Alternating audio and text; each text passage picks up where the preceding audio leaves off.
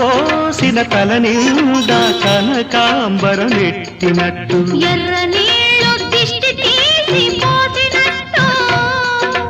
ఎర్ర నీళ్ళు దిష్టి తీసి పోసినట్టు కర్పూరం హారతి ఇచ్చినట్టు